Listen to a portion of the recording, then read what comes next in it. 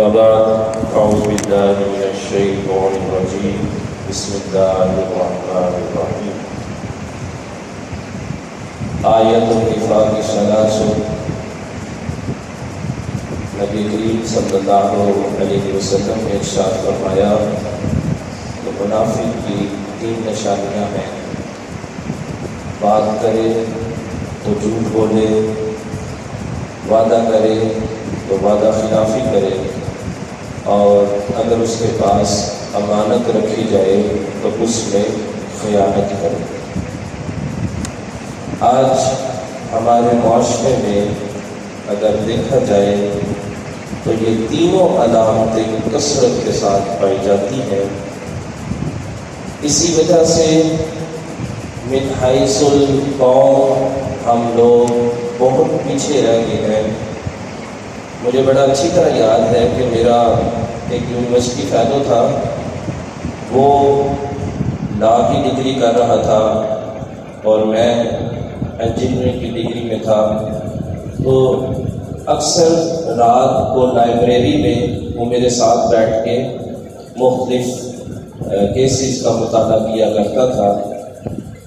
تو مجھے بتانے لگا کہ برطانیہ میں ایک عرصہ تک یہ قانون ہی نہیں تھا کہ کوئی شخص کورٹ کے اندر بھی آ کے جھوٹ بول سکتا ہے۔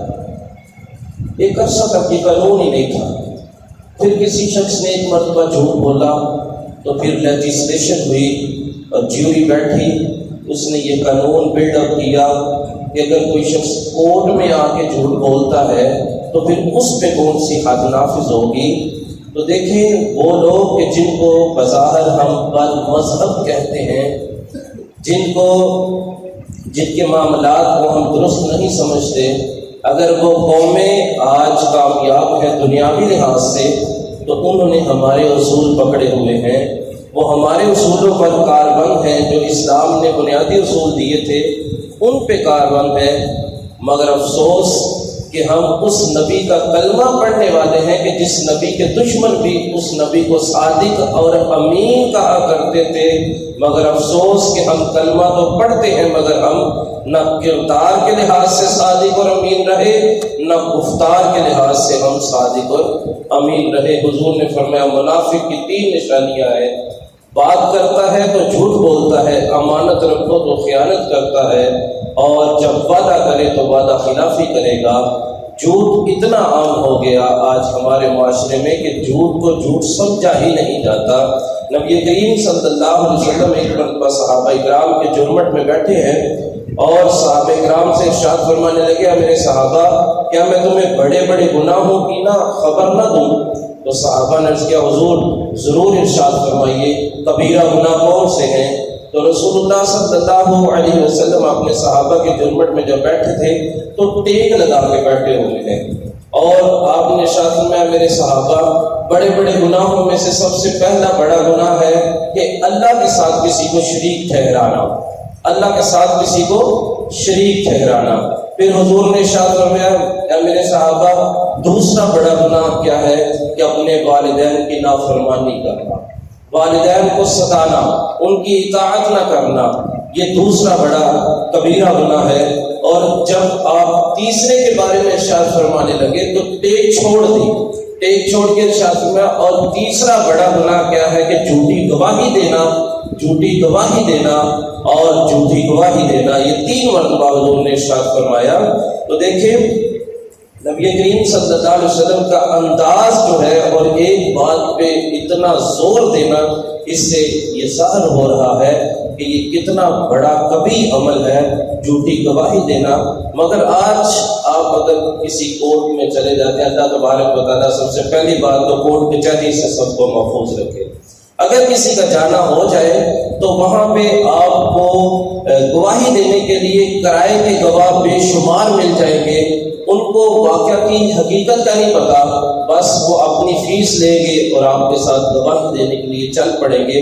ایسے بے شمار لوگ، گواہی دینا ایک باقاعدہ طور پہ پروفیشن بن چکا ہے، باقاعدہ طور پہ ایک جو ہے وہ اس کو سمجھ لیں کہ لوگوں نے سورس آف انکم یعنی پیسے بنانے کا جو ہے وہ ذریعہ بنا رکھا ہے جھوٹی گواہی دینا۔ وہ کون ہے؟ وہ کلمہ پڑھنے والے لوگ ہیں، وہ کہیں کسی دوسرے ملک سے آئے ہوئے لوگ نہیں، وہ کلمہ پڑھنے والے لوگ ہیں۔ ان کو کون سمجھائے گا کہ بھائی دنیا میں تو جھوٹی گواہی دے رہے ہو اور آخرت میں تمہارا کیا بنے گا؟ حضور نے ارشاد میں جھوٹا شخص جو ہے، جو جھوٹ بولتا ہے، کل بروز قیامت اس کی شکل کتے کے ساتھ تبدیل کر دی جائے گی اور اس کو جہنم کے سب سے نچلے درجے میں جو ہے وہ بھیجا جائے گا، کیونکہ یہ منافق ہے اور منافق کی سزا کل بروز قیامت کافر کی سزا سے بھی زیادہ ہوگی۔ دین اسلام صرف نماز روزے کا دین نہیں۔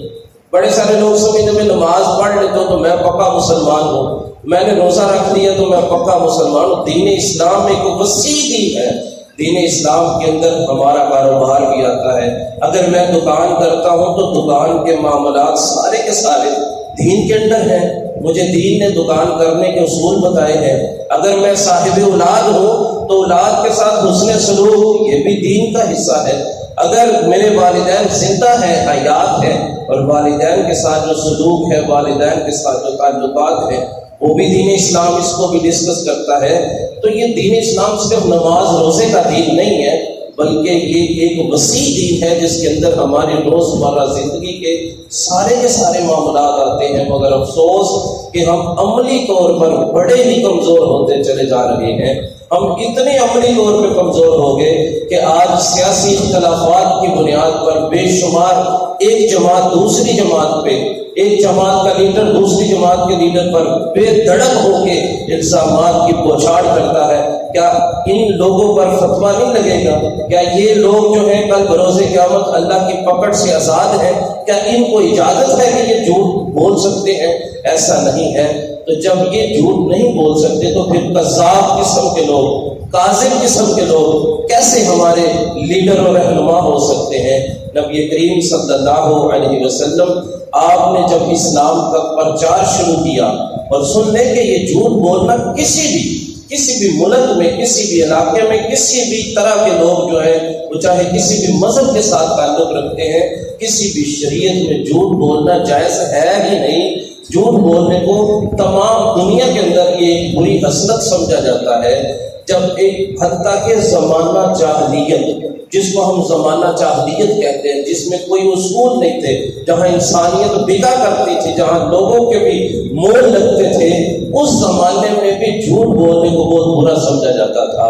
نبی کریم صلی اللہ علیہ وسلم نے دین کی تبلیغ کا آغاز کیا اور کچھ خطوط لکھے مختلف ممالک کے بادشاہوں کو، تو وہاں روم کے بادشاہ کو بھی ایک خط لکھا۔ جب روم کے بادشاہ کو خط لکھا تو ان دنوں روم میں جو ہے وہ مسلمانوں کا ایک قافلہ تجارت کے لیے، بلکہ مکہ سے کچھ لوگوں کا قافلہ تجارت کے لیے گیا ہوا تھا۔ تو روم کے بادشاہ نے اپنے بندوں سے کہا کہ جاؤ مکے کے لوگوں کو تلاش کر کے لاؤ، ہو سکتا ہے کوئی تجارت کی غرض سے آئے ہوں۔ تو اتفاقاً حضرت ابو سفیان رضی اللہ تعالیٰ عنہ ابھی اسلام نہیں لائے، اور اسلام لانے سے پہلے یہ اسلام کے بہت بڑے دشمن تھے، ابھی اسلام نہیں لائے اور تجارت کی غرض سے روم میں تھے۔ وہ بادشاہ کے لوگوں نے ان کو تلاش کیا اور بادشاہ کے دربار میں پیش کر دیا۔ اب بادشاہ پوچھتا ہے کہ یہ خط آیا ہے، تم بتاؤ یہ شخص کیسا ہے؟ جناب ابو سفیان رضی اللہ تعالیٰ عنہ فرمانے لگے کہ یہ شخص اچھا ہے۔ پوچھا کیا تمہارے امیر لوگ اس کے ساتھ لگے ہیں یا غریب لوگ پہلے لگے ہیں؟ تو بتانے لگے پہلے غریب لوگ جو ہیں وہ ان کے ساتھ ہیں، امیر لوگ ابھی ان کے ساتھ نہیں ہیں۔ پوچھا اگر تمہاری ان کے ساتھ جنگ ہوئی ہے تو یہ جیتے یا تم جیتے ہو؟ کہنے لگے ابھی تک تو 2 ہی جنگیں ہوئی ہیں اور دونوں یہی جیتے ہیں، غزوہ بدر اور احد ہو چکے تھے۔ اور پھر کہنے لگے کہ کیا یہ شخص سچا ہے یا جھوٹا ہے؟ تو جناب ابو سفیان رضی اللہ تعالیٰ عنہ بھی مسلمان نہیں ہوئے، کہتے جی ہے تو سچا۔ جب یہ ساری بات کر کے اپنے دوسرے لوگوں کے پاس آتے ہیں، وہ قافلے والوں کے پاس آتے ہیں، تو انہوں نے کہا جناب آپ مکے میں تو بہت بڑے دشمن ہیں ان کے، مکے میں تو دشمنی ایسی ٹھان کے رکھی ہے، ہر شخص کو ان کے قریب جانے سے منع کرتے ہو، یہاں کہتے ہو سچے بھی ہیں، یہاں کہتے ہو وہ جنگیں بھی جیت رہے ہیں، یہاں یہ بھی کہہ دیا کہ وہ بڑے صادق اور امین ہیں، تو کیا بات ہے؟ تو ابو سفیان رضی اللہ تعالیٰ عنہ کہنے لگے ہاں بات تو یہ ہے کہ میں جھوٹ نہیں بول سکتا تھا، اگرچہ ہم دشمن ہیں ان کے، اگرچہ ہم دشمنی میں آگے ہیں، مگر میں جھوٹ نہیں بول سکتا، کیونکہ ہماری روایات میں یہ نہیں ہے کہ ہم جھوٹ بولیں. دیکھیں جاہلیت کے بھی کچھ اصول ہیں، مگر افسوس کہ آج ہم بظاہر جو ہے وہ پڑھے لکھے معاشرے کا حصہ ہے. بظاہر ہر شخص، کسی کو بھی آپ تھوڑا سا جو ہے اس کے ساتھ گفتگو کریں، وہ آپ کے ساتھ کرنٹ افیئر سے لے کر کے انٹرنیشنل افیئرس تک گفتگو کرنے کے لیے تیار ہوگا. اور عالم یہ ہے کہ جھوٹ کے پلندے جو ہیں وہ اپنے سر پہ اٹھائے ہوئے ہیں. اگر کسی کے خلاف کوئی FIR کسی نے دیکھی ہو، اللہ اس سے بھی محفوظ رکھے، تو اس میں جتنا جھوٹ لکھا جاتا ہے کہ جناب وہ اتنا نقصان ہو گیا، اتنے لاکھ کا نقصان ہو گیا، ہمارا فلاں چیز توڑی انہوں نے، میرا تو 50 لاکھ وہاں دراز میں پڑا تھا تو اتنا نقصان ہو گیا. یہ سارے کا سارا جھوٹ، سارے کا سارا جھوٹ. میرے ایک جاننے والے بڑے بظاہر جو ہے وہ مذہبی شخص تھے، تو ملاقات ہوئی ان سے. میں نے کہا آپ کتنی چھٹی آئے ہیں؟ تو کہنے لگے چھٹی تو خیر میری کچھ دن ہی رہ گئی ہے دبئی سے، مگر میں نے سرٹیفکیٹ بھیج دیا ہے، میری چھٹی ایکسٹینڈ ہو جائے گی. میں نے پوچھا سرٹیفکیٹ سے کیا مراد؟ کہتے ہیں وہ ڈاکٹر صاحب سے بس لکھوا کے بھیج دیا کہ میں بیمار ہوں لہٰذا میری چھٹی جو ہے وہ ایکسٹینڈ ہو گئی ہے. تو دیکھیں کیا یہ جھوٹ نہیں ہے کہ جھوٹ کی بنیاد پر جھوٹے میڈیکل سرٹیفکیٹ دے کے تو 2 سال کی چھٹیاں لے لینا اور تنخواہ لے کے کھاتے رہنا، یہ سراسر حرام ہے کہ جس کی بنیاد ہی حرام ہے. آج ہمارے معاشرے میں ایسے لوگوں کی کمی بھی کوئی نہیں ہے جو جھوٹے سرٹیفکیٹ دے کے، میڈیکل کی لیو لے کے اپنے دیگر کام کر رہے ہوتے ہیں اور اپنے ادارے سے بھی تنخواہ لیتے ہیں.